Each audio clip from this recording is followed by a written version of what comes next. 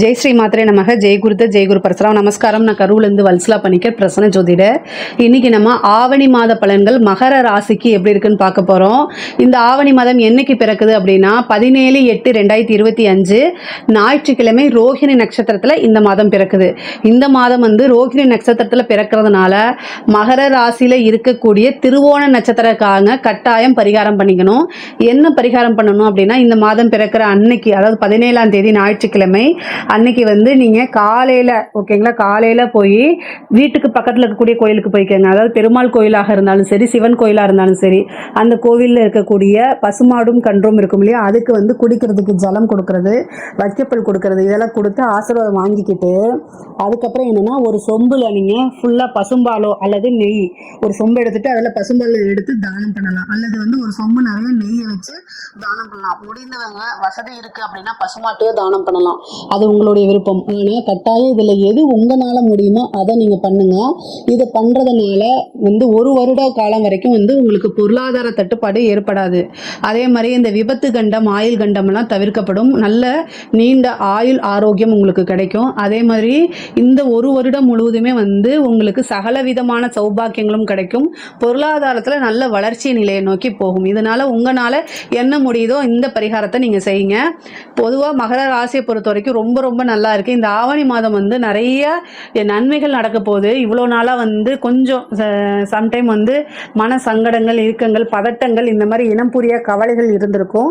அது எல்லாமே இந்த மாதம் உங்களுக்கு தெளிவு பிறக்கும். இதுதான் அப்படிங்கிற ஒரு தெளிவுக்கு நீங்கள் வரக்கூடிய மாதம் தான் இந்த மாதம். அதே மாதிரி 9ஆம் இடத்துல உங்களுக்கு செவ்வாய் ஆட்சி பெற்றிருக்காரு. இது ஒரு நல்ல அமைப்பு. 11 கூடையவர் லாபஸ்தானாதிபதி 9ஆம் இடத்துல இருக்காரு. அதே மாதிரி இன்னொன்னு என்னன்னா, உங்களுக்கு நல்ல ராஜயோகத்தை கொடுக்கக்கூடியவர் சுக்கிரன். இந்த சுக்கிரன் என்னன்னா 5 கூடையவரும் 10 கூடையவரா இருக்காரு. அவர் 21ஆம் தேதி, ஆகஸ்ட் மாசம் 21ஆம் தேதி உங்களுக்கு கடக ராசிக்கு வர்றாரு. அதாவது 7ஆம் இடத்துக்கு உங்களுடைய ராசியை பாக்குறாரு. அப்போ சுக்கிரன் உங்களுடைய ராசியை பாக்குறது ஒரு அதிர்ஷ்டமான செய்தி. அது மட்டும் இல்லாம 2ஆம் இடத்துல ராகு இருக்குது. அதே மாதிரி அஷ்டமஸ்தானத்துல சூரியன் இருக்காரு. புதனும் வரப்போறாரு. இந்த புதன், சூரியன், கேது சேரும்போது மட்டும் ரொம்ப கவனமாக இருந்துக்கணும். தொழில் ரீதியா நிறைய பணம் காசு வர்றது, தொழில புது புது முயற்சி எடுக்கிறது, ஏற்றுமதி சார்ந்த தொழில், இறக்குமதி சார்ந்த தொழில்கள்லாம் நல்லா இருக்கும். வெளிநாட்டுல இருந்து நிறைய ஃபாரின் ஃபண்டு வர்றதுக்கு உண்டானது, வெளிநாட்டுல முதலீடு செய்யறது, வெளிநாட்டோட முதலீடு இங்க உங்களோட பிசினஸ்ல பண்றது, இந்த மாதிரி அமைப்புகள்லாம் நடக்கும். தொழில் மூலியமா நல்ல லாபம் சம்பாதிக்கிறது, ஆதாயம் பார்க்கறது, இது எல்லாமே உறுதியாக இருக்கு. அதே மாதிரி புது பார்ட்னர் கிடைப்பாங்க. உங்களுக்கு இவ்வளவு நாளா இந்த பிசினஸ் ரன் பண்றதுக்கு எந்த சோர்ஸுமே இல்லாம இருந்தா கூட இந்த சுக்கிரனுடைய அனுகிரகத்தினால இந்த மாதம் ஒரு நல்ல சோர்ஸ் உங்களுக்கு உருவாகும். அதே மாதிரி உத்தியோகத்தில் இருக்கவங்களுக்கு நல்ல ப்ரமோஷன்ஸ், உங்களுடைய உழைப்பு பாராட்டும் அங்கீகாரமும் கிடைக்கும். ஒரு சிலருக்கு கவர்மெண்ட் ஜாப் கிடைக்கிறதுக்கு உண்டானது இருக்கு. உத்தியோக மாற்றம், தொழில் மாற்றம் உறுதியாக உண்டு. இந்த மாசம் புதனும் சூரியனும் கேதுவும் அஷ்டமஸ்தானத்துல இருக்காங்க. நான் சொல்றதுதான் மகர ராசியோடைய பெண்களுக்கு கணவருடைய தேக ஆரோக்கியத்துல கவனமாக இருக்கணும். ஏன்னா அஷ்டமஸ்தானம்ங்கிறது மாங்கல்ய ஸ்தானமா இருக்கு. இப்போ இந்த இடத்துல இந்த மாசம் 7ஆம் தேதி, அதாவது செப்டம்பர் மாசம் 7ஆம் தேதி கிரகணம் நடக்க போகுது. அது கிரகணம் இங்கே இல்ல, இந்தியால இல்ல. ஆனாலும் அது உங்களுக்கு 8ஆம் இடத்துல இருக்கனால மகர ராசியில இருக்கக்கூடிய பெண்கள் இந்த மாசம் உங்களுடைய குடும்பத்திலையும் சரி, கணவர்கிட்டையும் சரி, கணவருடைய தேக ஆரோக்கியமா இருந்தாலும் சரி, கணவர்கிட்ட உங்களுடைய வாக்குவாதமா இருந்தாலும் சரி, கட்டாயம் கவனமா இருக்கணும். தேவையில்லாத வார்த்தைகளை விட்டுறக்கூடாது. மாங்கல்ய ஸ்தானத்துல இந்த கிரகணம் நடக்க போகுது. அஷ்டமஸ்தானத்துல கிரகணம் நடக்குது. அது பெண்களை பொறுத்த வரைக்கும் மாங்கல்ய ஸ்தானமா இருக்கனால நிறுத்தி நிதானமா எல்லா விஷயத்தையும் செய்யணும். டக்கு டக்குன்னு செய்யக்கூடாது. இந்த விஷயத்தை செய்யறதுனால நமக்கு ஏதாவது பிரச்சனை வருமா அப்படிங்கிறத பார்த்து செய்யுங்க. ஆணாக இருந்தாலும் சரி, பெண்ணாக இருந்தாலும் சரி, ஒரு விஷயத்தை ஹேண்டில் பண்ணும்போது பொறுமையாக ஹேண்டில் பண்ணுங்க. அதே மாதிரி வண்டி வாகனங்களில் போகும்போது கவனமாக இருங்க. ஹெல்த்தில் ஏதாவது ஒரு பிரச்சனை அப்படின்னா உடனடியாக டாக்டர்கிட்ட காமிக்கிறது நல்லது. ஆண்களுக்கு அது ஆயுள் ஸ்தானமாக இருக்கனால உடனடியாக எந்த ஒரு தாமதமுமே இல்லாமல் மருத்துவ ஆலோசனைக்கு போயிருங்க. கன்ஃபியூஸாக இருக்கும் பட்சத்தில் 2 தடவை 2 டாக்டர் கிட்ட என்ன செய்யுங்க, ஒப்பீனியன் கேளுங்க. உயிர் சம்பந்தப்பட்ட இடம்ங்கிறதுனால கவனமாக இருக்க சொல்றேன். பயம் வேண்டாம், ஆனா விழிப்புணர்வோடு இருந்தா வருமுன் காப்போம் அப்படிங்கக்கூடிய விஷயங்களை ஆள் மனசுல பதிய வச்சுக்கிட்டீங்கன்னா இந்த மாசம் சூப்பரா இருக்குது. உங்களுக்கு பொருளாதாரத்துல ரொம்ப சிறப்பான உயர்வான நிலை. 2ஆம் இடத்துல இருக்கக்கூடிய ராகு, அதாவது நிறைய எதிர்பார்க்காத ஒரு சூழ்நிலையில காசு பணத்தை கொண்டு வந்து சேர்க்கும். சில பேருக்கு வந்து லாட்ரி, புதையல் இந்த மாதிரி அமைப்புகள் நல்ல யோகமும் உண்டு. சுக்கிரனுடைய அனுகிரகம் இந்த மாதம் முழுவதுமா இருக்கனால நல்ல அமைப்பு. அதே மாதிரி 2ஆம் இடத்துக்கு ராகு இருக்கிறது மட்டும் இல்ல, குருவோடைய பார்வையும் இருக்கு. அப்ப என்னன்னா திடீர்னு ஒரு பணம், எதிர்பார்க்காத ஒரு பணம், பினாமி சொத்துக்கள், இந்த மாதிரி விஷயங்கள் நடக்கும். உயில் சொத்துக்கள் இருந்த பிரச்சனைகள்லாம் நீங்கி உயில் சொத்துக்கள் வந்து சேர்றதுக்கு உண்டான அமைப்புகள் இருக்கு. நிறைய பேர் வந்து வெளிநாட்டுக்கு வேலைக்காக போறது, தொழில் ரீதியாவோ உத்தியோக ரீதியாவோ படிப்பு ரீதியாவோ வெளிநாட்டுக்கு போறதுக்கு உண்டான அமைப்புகள் இருக்கு. வெளிநாட்டு முதலீடுகள் வரதுக்கு உண்டானது, ஏதாவது ஒரு ஃபாரின் கிளைண்ட் உங்களுக்கு கிளிக் ஆகி நல்ல காசு பணம் சம்பாதிக்கக்கூடிய அமைப்புகள்லாம் இருக்குது. பொதுவாகவே குருவோடைய இது வந்து 6ஆம் இடத்துல இருக்கனால கடன் ரீதியா இருக்கக்கூடிய பிரச்சனைக்கு இந்த மாசம் ஒரு விஷயம் வந்து உங்களுக்கு கிடைக்க போகுது. அதன் மூலியமாவே கடனை அடைக்கிறது, கடன் ரீதியா இருந்த மன உளைச்சல்கள்லாம் தீர்றதுக்கு உண்டான அமைப்புகள் உறுதியாக உண்டு. 8ஆம் இடத்துல இருக்கக்கூடிய கேது வந்து உடல் ரீதியாக இருக்கக்கூடிய ஏதாவது பிரச்சனைகளை கொடுக்கறது, இந்த சர்ஜரி கண்டத்தை கொடுக்கறது, இந்த மாதிரி இருக்கு. அதனால மருத்துவரை ஆலோசனை பண்ணிக்கிறது ரொம்ப ரொம்ப நல்லது. பெண்களை பொறுத்த வரைக்கும் நிறைய வாய்ப்புகள் வரும். இந்த வாய்ப்புகள்லாம் தவற விடாம நீங்க அதை கட்டாயம் யூஸ் பண்ணிக்கணும். திடீர்னு ஒரு நல்ல வேலை கிடைக்கிறது, ஒரு பிசினஸ் ஸ்டார்ட் பண்றது, இந்த மாதிரி விஷயங்கள் இவ்வளவு நாளா நீங்க எதிர்பார்த்துட்டு இருந்திருப்பீங்க. ஒரு பிசினஸ் பண்றதுக்காக லோன் கேட்டிருப்பீங்க, அது கிடைக்காம போகும். அந்த மாதிரி அமைப்பெல்லாம் இந்த மாதம் வந்து ஆடி மாதம் உங்களுக்கு வருது. ஒரு நல்ல பிசினஸ் ஸ்டார்ட் பண்றது, ஒரு நல்ல உத்தியோகம் கிடைக்கிறது, இந்த மாதிரி விஷயங்கள்லாம் நடக்கும். அதாவது இந்த மாதம் வந்து நிறைய மன மகிழ்ச்சிகள் உங்களுக்கு உறுதியாக உண்டு. புதுசா நீங்க செய்யறது, அதை ட்ரை பண்றது, அது எல்லாமே சக்சஸ் ஆகிறது. ஆடை ஆபரண சேர்க்கை, வண்டி வாகனங்கள் வாங்குறது, ஒரு சிலருக்கு வீடு கட்டக்கூடிய அமைப்பு, வீடு வாங்கக்கூடிய அமைப்புகள்லாம் இருக்கு. தாயாருடைய தேக ஆரோக்கியத்திலையும் தந்தையாருடைய தேக ஆரோக்கியத்திலையும் நீங்க கவனமாக இருக்கணும்.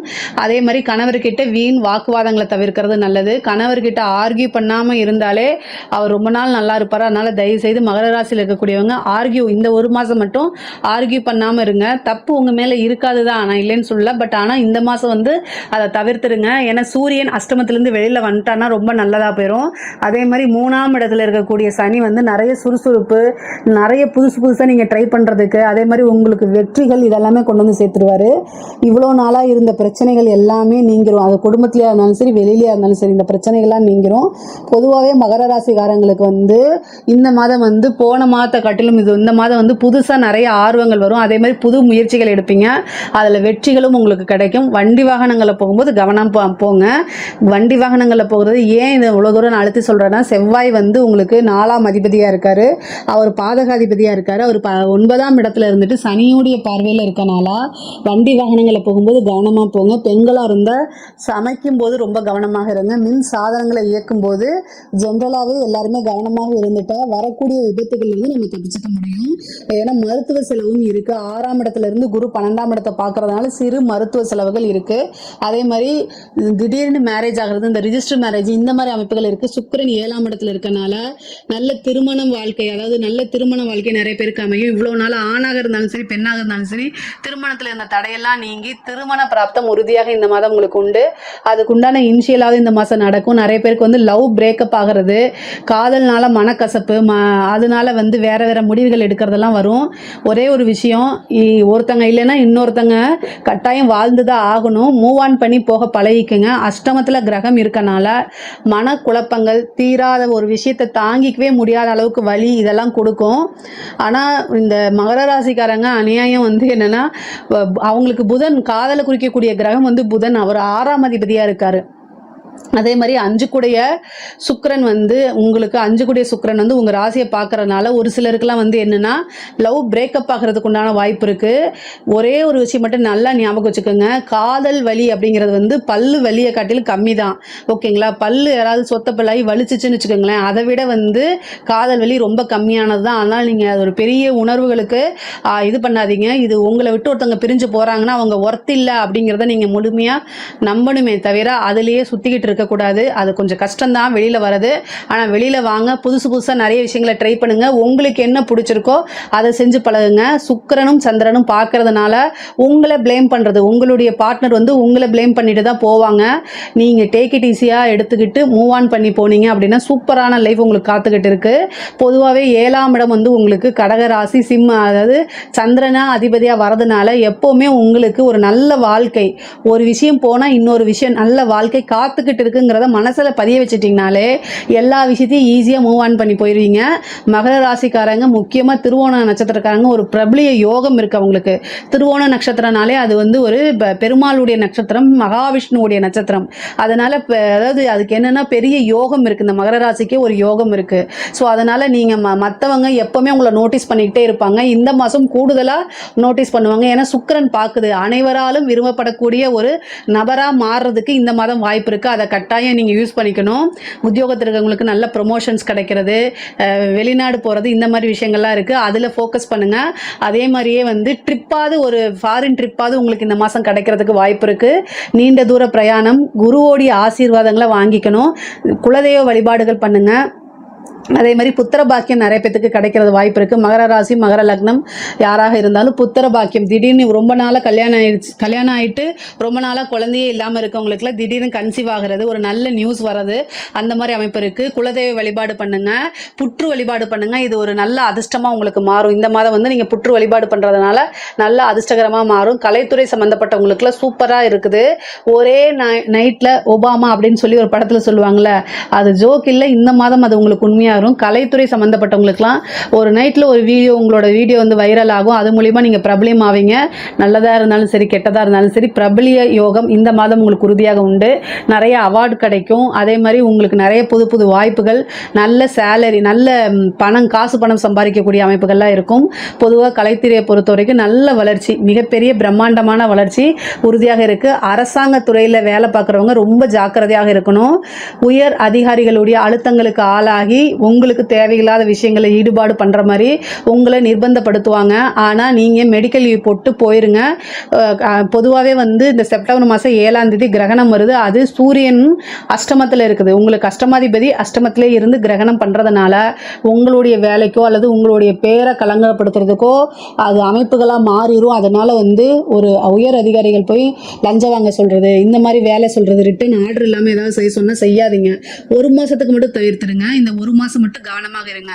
தாண்டிட்டீங்கன்னா, இந்த ஒரு மாதத்தை தாண்டிட்டு எந்த வித பிரச்சனையும் இல்லை. ஆனால் இந்த மாதம் நீங்கள் செய்யக்கூடிய விஷயம் அது வந்து ரொம்ப கஷ்டத்தை கொடுத்துரும். அது ரொம்ப ரொம்ப டேஞ்சரில் உங்களை கொடுத்துரும். வேலை, பேர், இவ்வளோ நாளாக நீங்கள் காத்து வச்சுருந்த பேர் போயிடும், வேலை போயிடும், உத்தியோகம் போயிடும், பனிஷ்மெண்ட்டு, ஜெயிலுக்கு போகிறது, இதெல்லாம் நடந்துடும். அதனால் ரொம்ப ஜாக்கிரதையாக இருங்க. எப்போல்லாம் கிரகணம் வருதோ அப்போல்லாம் ஆட்சியாளர்களுக்கும் அதிகாரிகளுக்கும் கட்டாயம் ஒரு பிரச்சனை வந்தே தீரும். அதனால தான் இவ்வளோ தூரம் நான் அழுத்தமாக சொல்கிறது. அதே மாதிரி அரசியல்வாதிகளுக்கு வளர்ச்சி, ஆனால் நெகட்டிவாக உங்களை வந்து போர்ட்ரேட் பண்ணுறது, சோஷியல் மீடியாவில் வந்து ஒரு டோல் மெட்டீரியலாக நீங்கள் மாறுறது, இது மாதிரி விஷயங்கள்லாம் வாய்ப்புகள் இருக்குது. அதனால் கவனமாக இருங்க. ஆட்சியாளர்கள் செய்யக்கூடிய ஒவ்வொரு விஷயத்தையும் கவனமாக செயல்படுங்க. நீங்கள் எடுக்கக்கூடிய முயற்சிகள் ஃபெயிலியர் ஆகும். இந்த ஒரு மாதம் ரொம்ப அமைதியாக இருந்துட்டு நீங்கள் ப்ரெஸ்ஸுக்கு வந்து பேட்டி கொடுக்குறது, மீடியாவில் பேட்டி கொடுக்குறது, இந்த மாதிரி விஷயங்கள்லாம் நீங்கள் சொல்லக்கூடிய வார்த்தைகள், நீங்கள் செய்யக்கூடிய வார்த்தைகள்லாம் ரொம்ப அளவு கடந்து வந்து உங்களை ஃபோக்கஸ் பண்ணுவாங்க. அதனால் கவனமாக இருந்துட்டிங்கன்னா பிரச்சனையே கிடையாது. பொதுவாக மகர ராசிக்காரங்களுக்கு மன உளைச்சலை ஏற்படுத்தணும்னு சில பேர் வருவாங்க. நான் உனக்கு நல்லது தான் செய்கிறேன்னு சொல்லிட்டு வருவாங்க. அவங்க பேச்சை கேட்காதீங்க.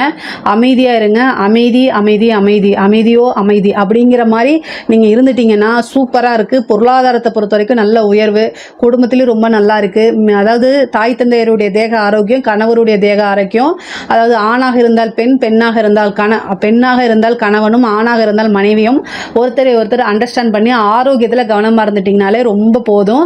மற்றபடி பொருளாதாரம், அதாவது தொழில், உத்தியோகம், இது எல்லாமே ரொம்ப ரொம்ப சூப்பராக இருக்குது. இதில் ஏதாவது சந்தேகங்கள் இருக்குது அப்படின்னா கமெண்ட்ஸில் கேளுங்க. கண்டிப்பாக நான் ஆன்சர் பண்ணுறேன். நம்மளுடைய சேனலை லைக் பண்ணுங்கள், ஷேர் பண்ணுங்கள், சப்ஸ்கிரைப் பண்ணுங்கள். நன்றி, வணக்கம்.